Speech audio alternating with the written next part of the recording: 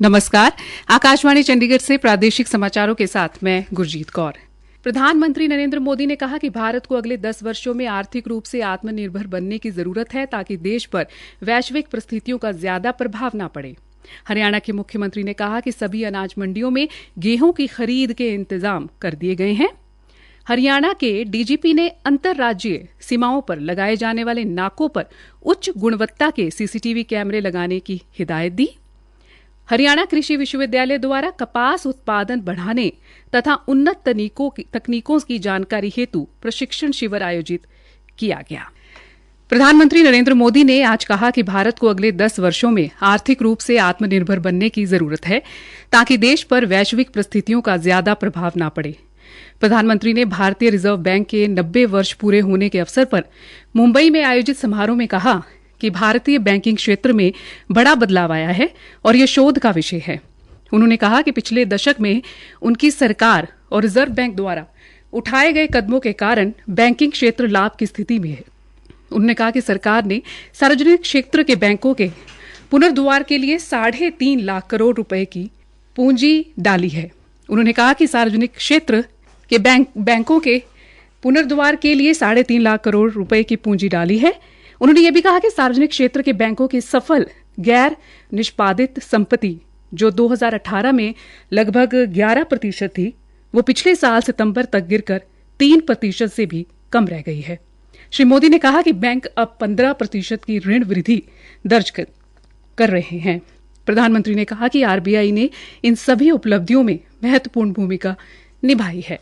हरियाणा के मुख्यमंत्री नायब सिंह सैनी ने आज चंडीगढ़ में प्रेस वार्ता को संबोधित किया। दिल्ली में कल हुई रामलीला मैदान में रैली को लेकर कटाक्ष करते हुए कहा कि यह गठबंधन नहीं बल्कि ठगबंधन है जिसे पूरे देश ने देखा है। उन्होंने कहा कि आम आदमी पार्टी के नेता केजरीवाल के समर्थन में ये रैली हुई है। उन्होंने कहा कि कांग्रेस और आम आदमी पार्टी दोनों ही मिली हुई हैं। उन्होंने ये भी कहा कि कांग्रेस पार्टी और आम आदमी पार्टी को सांसद और विधायक छोड़कर जा रहे हैं। इस मौके पर उन्होंने पूछे गए सवाल के जवाब में कहा कि सभी मंडियों के अंदर गेहूं की खरीद को लेकर सभी सुविधाएं पुख्ता की गई हैं। उन्होंने कहा कि हमने उठान को लेकर भी सभी इंतजाम कर लिए हैं ताकि किसानों को किसी भी प्रकार की दिक्कत ना हो। उन्होंने ये भी कहा कि ओलावृष्टि से हुए नुकसान के आंकलन के लिए पोर्टल खोल दिया गया है। उन्होंने ये कहा कि जल्द ही गिरदावरी कर मुआवजा भी दिया जाएगा। केंद्रीय गृह सचिव अजय कुमार भल्ला ने आज के समय में नई तकनीकों से उत्पन्न होने वाली सुरक्षा खतरों के प्रति आगाह किया। उन्होंने आज नई दिल्ली में bureau of civil aviation services के 78वें स्थापना दिवस के अवसर पर एक सभा को संबोधित करते हुए कहा कि अब नई तकनीकें जैसे artificial intelligence, global positioning system, jamming, drone और साइबर खतरे अधिक परेशानी पैदा कर रहे हैं। उन्होंने सुरक्षा सुनिश्चित करने के लिए सामूहिक प्रयासों की आवश्यकता पर बल दिया और बीसीएएस को नई प्रौद्योगिकियों से अपडेट रहने का निर्देश दिया। उन्होंने इस बात पर प्रकाश डाला कि देश में विमानन क्षेत्र में तेजी से विकास हो रहा है और ये इसमें एक रिकॉर्ड स्थापित करेगा। उन्होंने ये भी कहा कि ये सुनिश्चित करना आवश्यक है कि विमानन बुनियादी ढांचे में किसी भी मात्रात्मक वृद्धि से कमजोर न हो।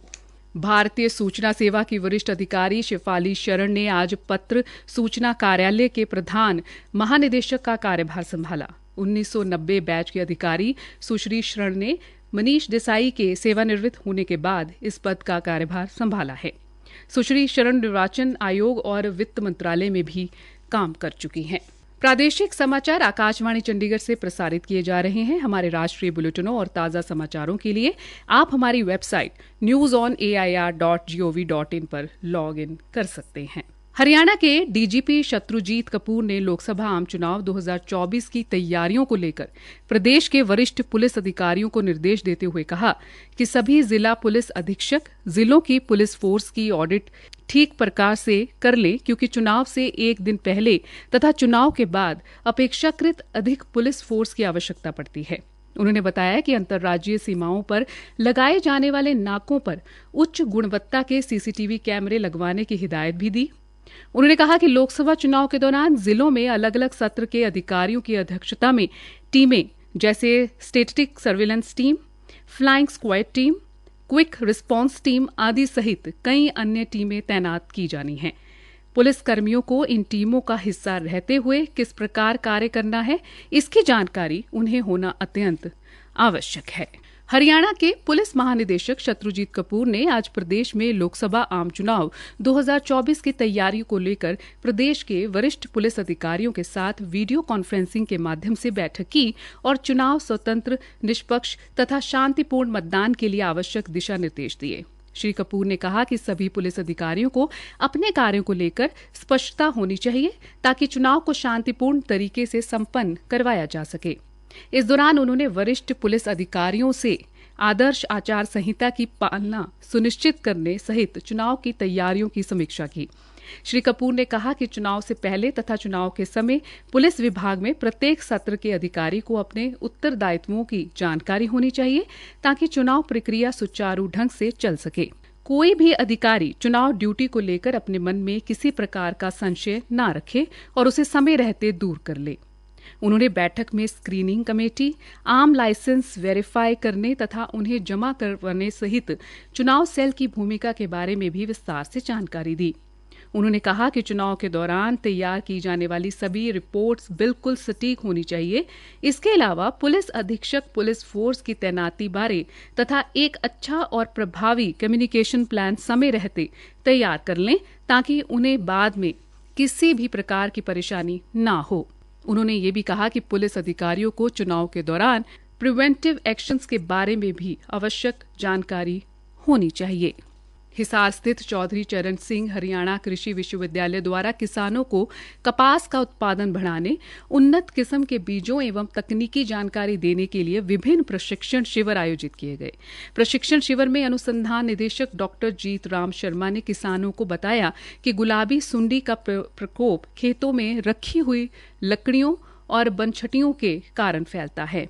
इनका उचित प्रबंधन किया जाना चाहिए। सायना नेहवाल कृषि प्रौद्योगिकी की प्रशिक्षण एवं शिक्षा संस्थान के सह निदेशक प्रशिक्षण डॉक्टर अशोक गोदारा ने बताया कि संस्थान द्वारा समय समय पर विभिन्न प्रकार के प्रशिक्षण दिए जा रहे हैं। कपास अनुभाग के प्रभारी डॉक्टर करम सिंह ने बताया कि बीटी नरमा के लिए शुद्ध नाइट्रोजन, शुद्ध फास्फोरस, शुद्ध पोटाश व जिंक सल्फेट की सिफारिश की जाती है। उर्वरक की मात्रा मिट्टी की जांच के आधार पर तय की जानी चाहिए। 5-6 साल में एक बार गोबर की खाद डालनी चाहिए। शिविर में किसानों को विश्वविद्यालय की तरफ से उत्पादक सामग्री भी प्रदान की गई। गुरुग्राम के एसडीएम रविंदर कुमार ने आज अनुसूचित जाति तथा अनुसूचित जनजाति अधिनियम के तहत उपमंडल स्तरीय सतर्कता एवं निगरानी समिति की त्रैमासिक बैठक की अध्यक्षता करते हुए SC/ST एक्ट के तहत जो कार्रवाई की जा रही है उसकी समीक्षा करते हुए आवश्यक दिशा निर्देश दिए। उन्होंने SC/ST एक्ट के तहत वर्ष 2023-24 में जो केस दर्ज किए गए थे उनके तहत संबंधित लाभार्थियों को योजना के तहत आर्थिक सहायता उपलब्ध करवाई गई है उसकी जानकारी हासिल की। उन्होंने पीड़ित परिवार को मिलने वाली आर्थिक सहायता जल्द से जल्द उपलब्ध करवाने के निर्देश भी दिए। उन्होंने कहा कि अनुसूचित जाति एवं अनुसूचित जनजाति अत्याचार निवारण अधिनियम एक्ट 1979 के तहत FIR दर्ज होती है।